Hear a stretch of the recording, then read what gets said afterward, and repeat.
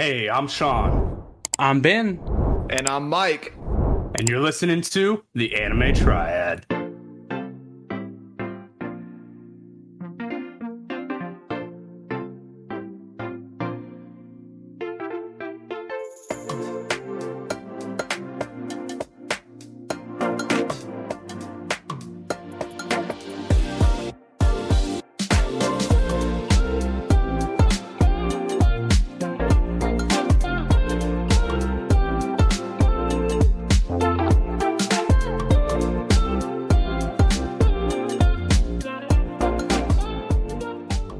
All right, well, we're back once again with another movie review, and this time we are reviewing the Demon Slayer movie, Mugen Train, and Sean's gonna start us off. Awesome. All right. Well, this is my second viewing of this movie. I watched it the first time shortly after finishing season one, as you do. And this movie was number one highest grossing anime film of all time. Beating out, I think it was Spirited Away, if I'm not mistaken.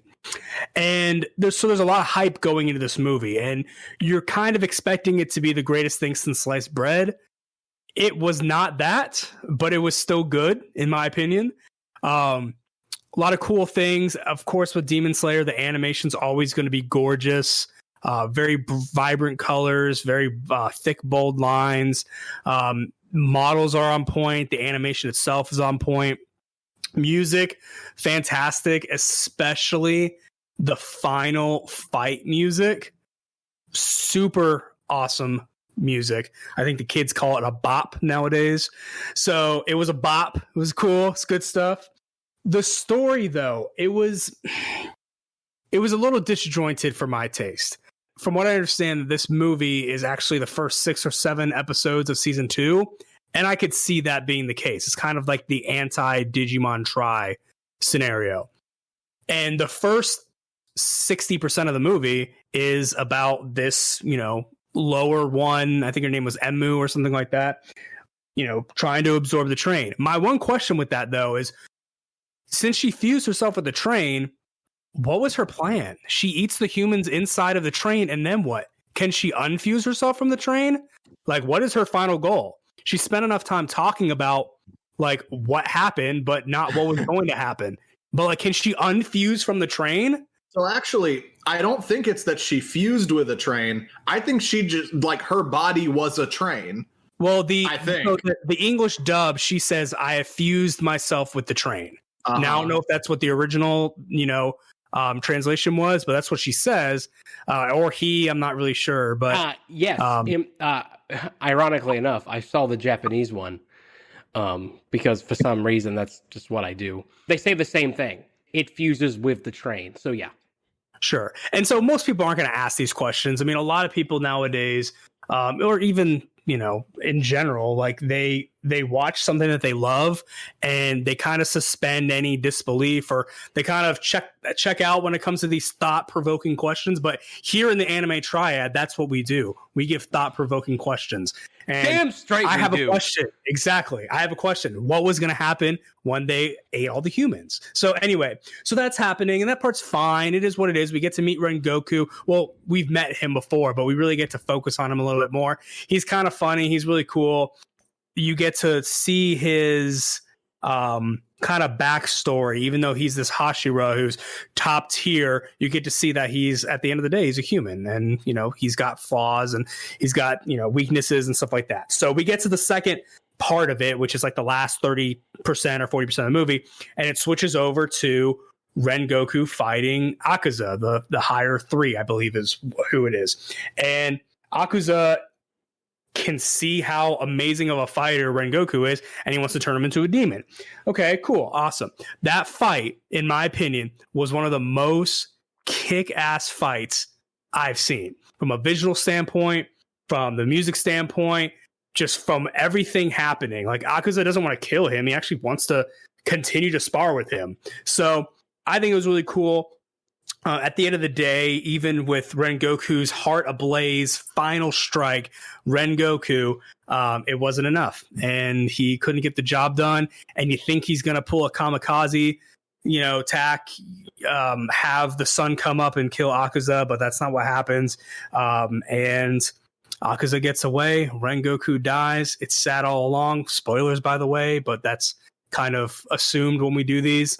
So overall, with everything involved, there's some story plots, which I know some of my colleagues are going to talk about, but some plot points that just didn't really get explained.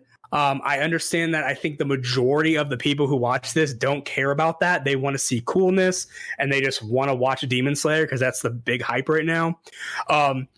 But even with those flaws, I think there's a lot of cool things that helped keep it up and outweigh it. So I'm going to say B+ for my rating. I'm not quite sure where I want to put it. I guess it just depends on what piece I think about more. If I'm thinking about the plot, okay, it's closer to a B. If I'm thinking about the action and everything else, it's closer to an A.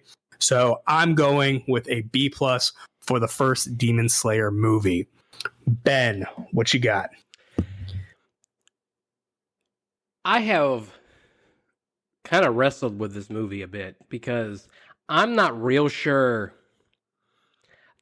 There's a lot of things I like in this movie, but something doesn't sit right.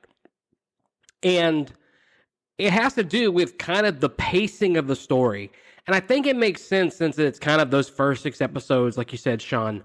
The pacing is kind of jacked up. And the movie's unbalanced because of it. So we start off, we get on the train, and we have those 2 nobody demons, right? And Rengoku just makes so quick work of them, which was so dope.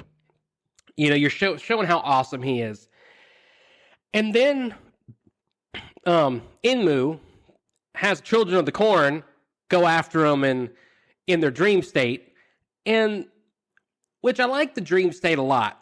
And especially seeing Rengoku's and seeing Tanjiro's, especially Tanjiro's kind of what he would really love, but he's kind of getting it. And I love them showing his willingness to kill himself to wake up from it. He knows what he has to do. So that's really cool and all, except we spend too much time with Inmu, this demon, because we have Akaza coming up, but yeah, we're going to sit here with Thomas the Tank Engine. I knew this movie was familiar. Yeah. And so we're going to sit here, and he's going to cut off the head on top of the train, and he's like, this isn't even my final form. All right, Frieza. Damn. And so he's like, I fused the train, which I don't really have a problem with him fusing the train. And Sean, you bring up a good point. Is this a final fusion? I don't know. I didn't think about that because I was more concerned about how we're going to get through this. So they drag on Inmu's importance too long. And if you're going to bring in an upper third demon in Akaza, you've got to give them more time. That should be the focal point. Because that's a great plot twist. If all of a sudden you're like, oh, the train dude, this is the bad guy, and you kill him, great. And you're watching the movie and you're like, there's still an hour left of this movie. What are we going to do? That's when Akaza comes in. You don't fuse them with a train, or if you fuse them with a train, that's fine. You do it earlier. You already know it. But then we have to do Akaza. And Akaza's moment was rushed. And I agree, Sean. That fight was amazing. That was a kick-ass fight. It was crazy. But it was rushed. We didn't get to really see Rengoku shine as much as he should have. We didn't really get to see how foreboding Akaza is, that upper third demon. And it seemed very now, if I'm watching a show, the mindset kind of changes. Your focus kind of changes. But even then, I feel like in a show, that's 2 episodes. You're looking at 45 minutes of content here, right? The pacing of the bad guys when we had them wasn't right to me. Of course, animation is fantastic. Anytime they do their sword art stuff, it just looks so good. The music is amazing. Zenitsu being asleep is always okay. Inosuke and Zenitsu, they're these still support characters from the show, They're still support characters, so we treat them like support characters. Okay. But it wasn't balanced. And I remember we talked about when we reviewed the My Hero Academia movies, especially Heroes Rising. The one you both put it as the best movie we've seen so far this year. It was my number 2. And we talked about there's balance, right? Everybody got some love. Everybody got equal opportunity to show off their skills. And we didn't get that in this movie. There's still a lot left on the table. I will say this. It is the number 1 grossing movie of all time, right? Anime movie of all time, correct? That's correct. I don't know if it's domestic or worldwide. I'm pretty sure it's worldwide. Well, and I'm going to say this. We know that another top 10 movie is Pokemon, the first movie, right? I think it's like 8 or 9. Yeah, it's like top 10 for sure. Here's the thing. Pokemon, the first movie, came out in, was it 98, 99, right? It was 99, I think. 99? So how much was a movie ticket back in 1999? Shoot, like not $15 like they are now. $5. Yeah, I think it was $5. And so I think that's a little misleading because you pay a lot more to get in. So they're making more money at the ticket booth per person. While that is a night, which, I'm not doubting it didn't make money. Clearly it made a ton of cash. Like, I'm not trying to hate on it. But, like, at the same time, it's a very misleading statistic, and it's something people will tout, but it's also something you have to take with a grain of salt. That's definitely true. I have a challenge on that, though. Dragon Ball Super Broly. That came out 3 years ago, and that's like, I want to say like 15 in that range. Yeah. So, I mean, yes, I understand what you're saying. Like, Spirited Away came out a long time ago, and that was number 2, and tickets are less. But you could also argue that we're still, in a pandemic, and a lot less people are going out to movie theaters. And Super Broly, I would think, is one of the other ones. I mean, even the My Hero movies, I don't know for certain without looking at it, but I don't think any of them are like top 10. No. Well, I'll put it this way. Niche, that's a good point.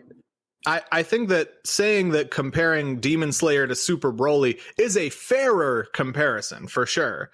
But I think that it's also important to consider where would some of those older movies be once we consider inflation and once we consider ticket prices difference. There's a lot of things that are different now. So I don't think it's necessarily to say that, well, if Demon Slayer would be lower, then so would Broly.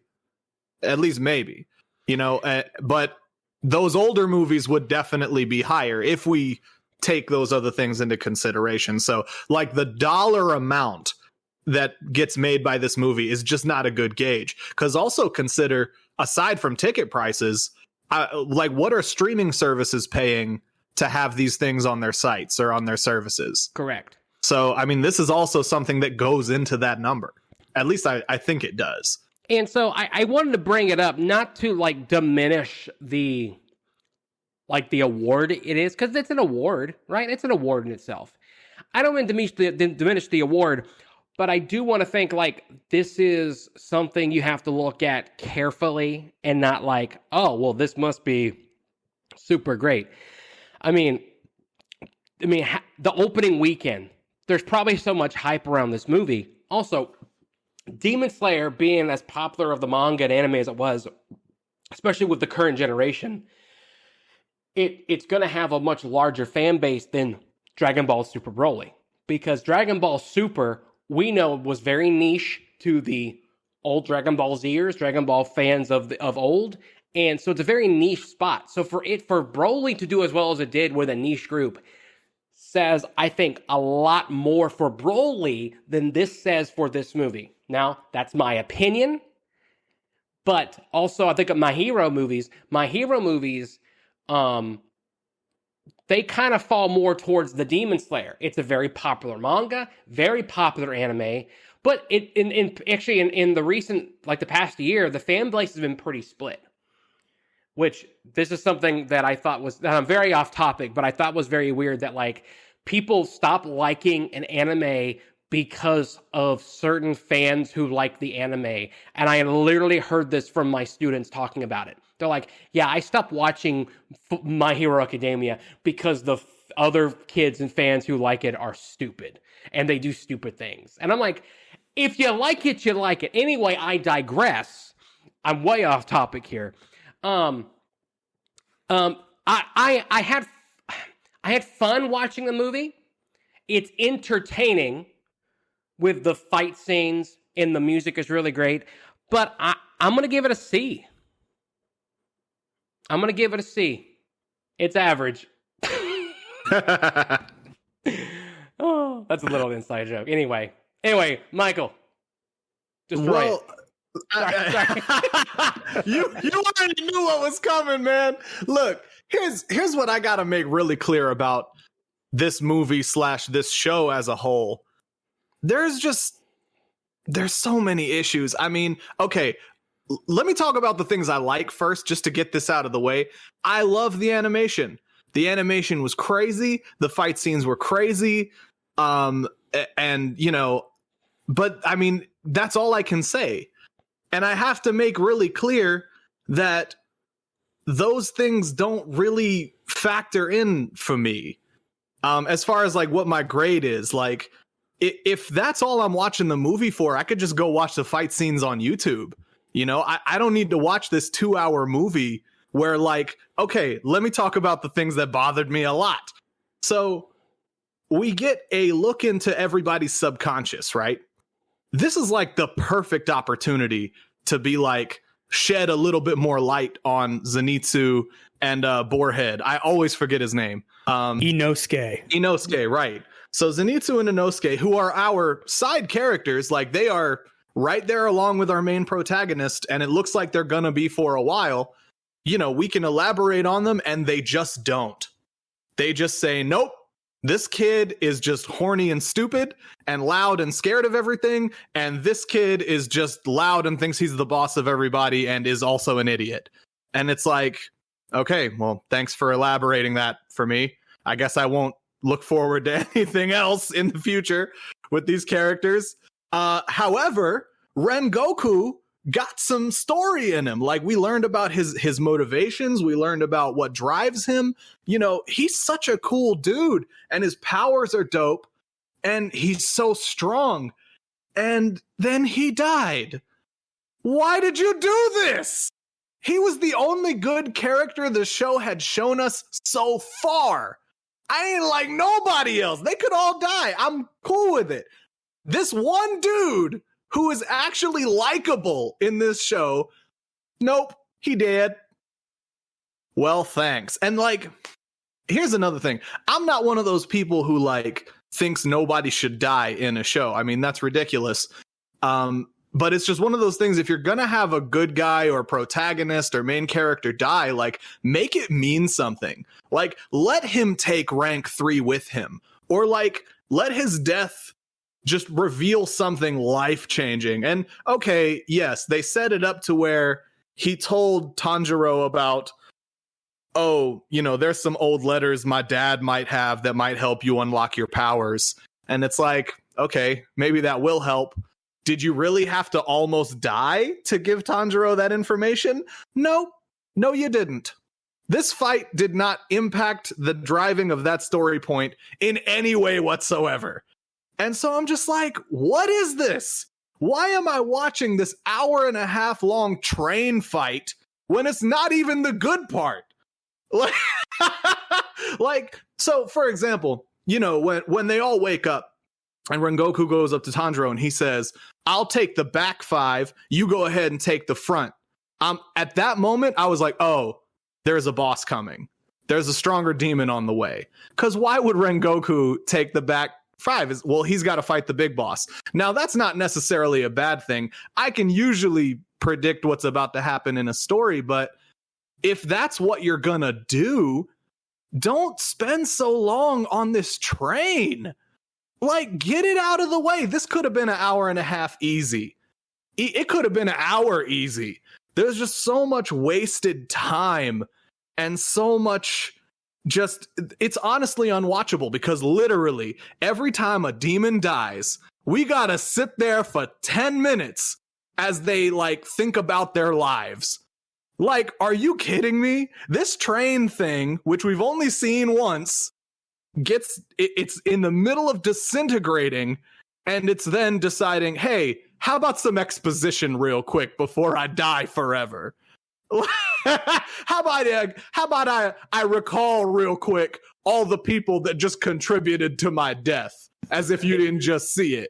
It makes you think what is the actual target audience for this show? It really does. Because they do the exposition with the Pokemon movies, which drive me bonkers. They did it with some of the Yu-Gi-Oh movies. You're not wrong, but those intros on the Pokemon movies are shorter than every time a demon dies in this show. It's shorter, and it's insane. This dude, like, how are you disintegrating that slowly? Like, aren't you dying? What's happening? I just hate it. And for those reasons, just because I just feel like this movie offers me nothing except cool fight scenes. And more, it's worse than nothing. Like, Temple of the Sea offered me basically nothing. But there were still some interesting story points and some things to laugh about. But regardless of those, I give it an E. This was worse because it pretended like it was gonna offer me something and then didn't. And I'm just like, ugh. And for that reason, I gotta give this thing an E. That's fair. You know, that was a good point you made at the end there. It pretended it was gonna give us something and didn't. Yeah, I didn't think of it that way. It's worse than giving me nothing. It's Digimon definitely Tri. worse. Yeah, Digimon Tri gave me nothing, but that's still like, you know, there was some stuff that was all right. I'll give it C's and D's and whatever, but like, And you know what? And I will say this about the Inosuke and Zenitsu, like, inner soul things. Mm-hmm. I will agree with you. They could have done more. And honestly, if they weren't going to do more, they probably shouldn't even showed us anything. Right. Save some time. Well, they showed us twice. See, that was my thing. Like, I think I understand, and I think I'm okay with it being pretty nothing, because I think at this point in the show, they are, without knowing what's happening next, I think they're trying to make them very shallow characters, because at the end of the show or at some point, they want to flip the script and say, see, you thought they were shallow, but now we're going to give them depth. And we're still kind of in the end of season 1, so they want to make them shallow. But I don't need to see their sequence twice. I can see Zenitsu, however you pronounce it, with, excuse me, with Tanjiro's sister. I can see him like frolicking with her, but I don't need you to come back to it with the guy and attack him with the hedge clippers. Yeah. Like, you can show me that part for a good 45 seconds. It's like, okay, that's what he thinks about the most. And you can show me Inosuke, you know, leading the Lost Boys from Peter Pan for, you know, for 45 seconds. But you don't need to go back and continue to do stuff. You know, he can deduce what happens inside the thing when, you know, the kids, the children of the corn or whatever, they can say what happened, and we didn't need to view it. That is a good point. But I will say that if they do later on in the show decide to give them some depth, what they're essentially telling us is whatever depth they're going to give them is so unimportant that it wouldn't even appear in their subconscious, like in the depths of their mind that we've already seen. Being foolish idiots is more important to their character than whatever actually supposedly is going to drive them later on. Like, that's kind of what that says right there. And I have a big problem with that. Like, we've seen into their subconscious. This is the part of the human brain that holds all your secrets. And that's what we saw. Is Zenitsu being horny and Inosuke thinking he's boss, leading the I don't know, the children of the rabbits or what. Yeah, and another thing that I thought was interesting is they never explained at all how, like, half of them woke back up. Did they? They just, you know, Zenitsu attacks the one dude, and Inosuke attacks the one girl, like, scares her. But they never was show. Pretty clear. They never show, because here's the thing. We knew that in Tanjiro, he killed himself in his dream to wake himself up.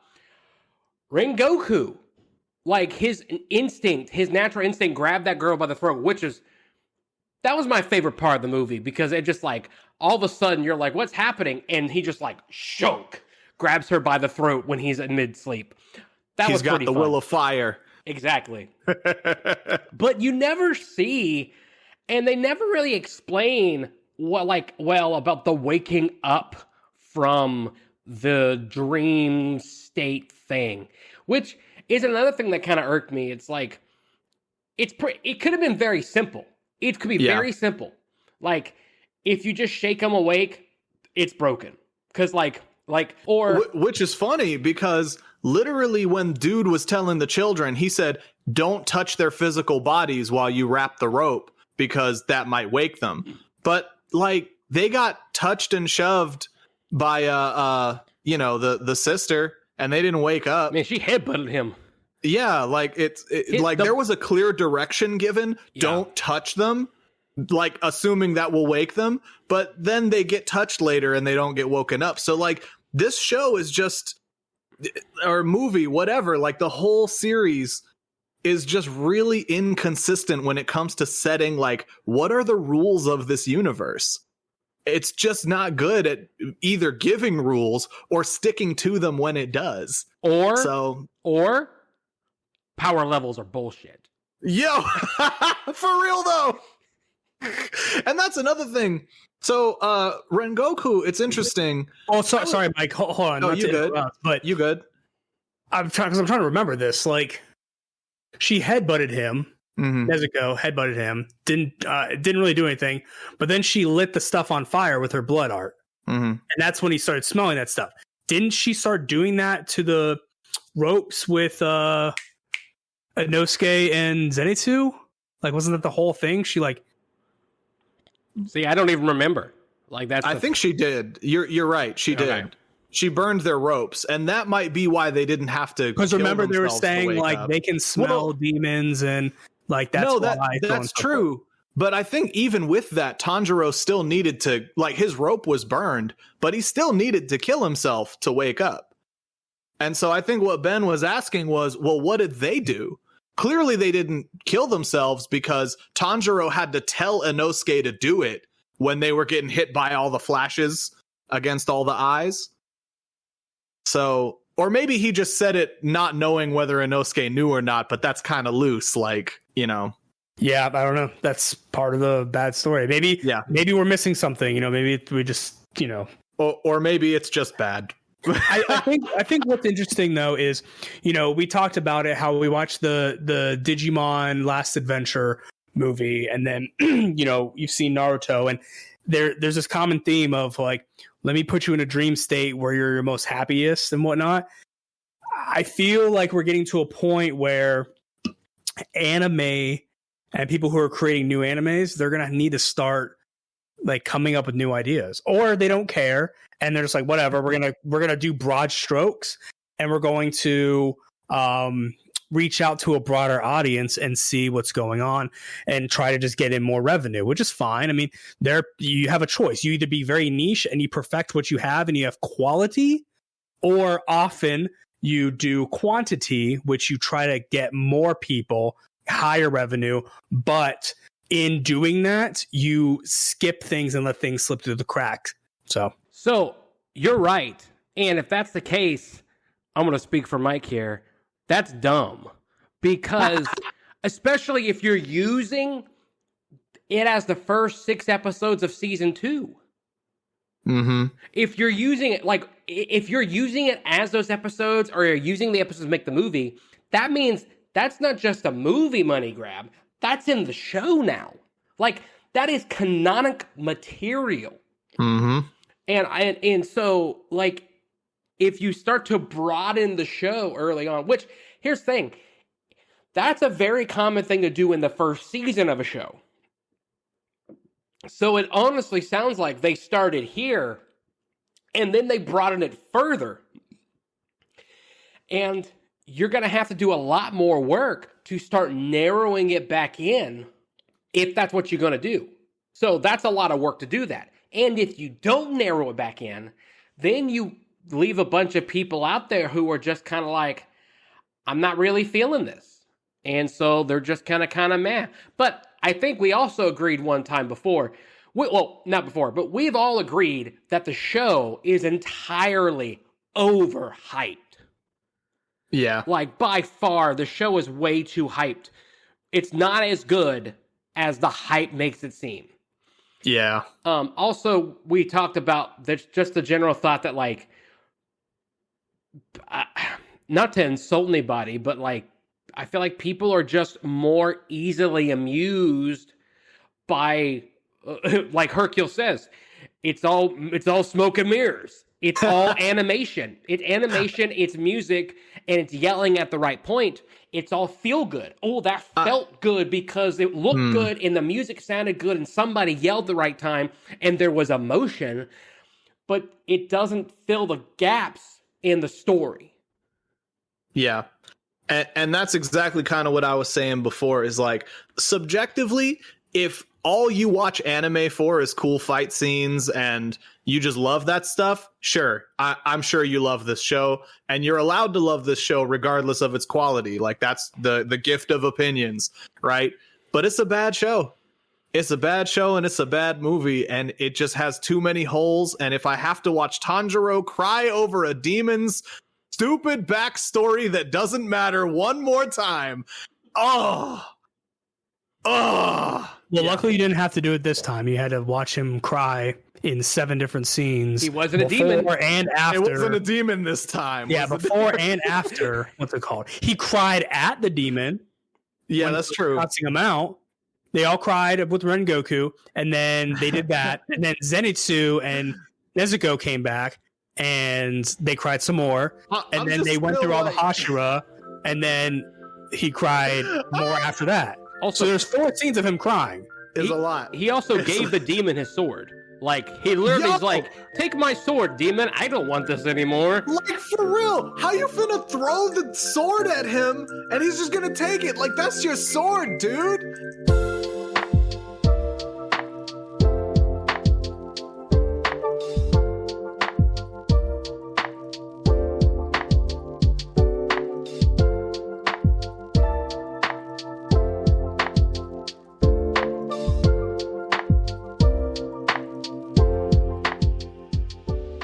Thank you for listening.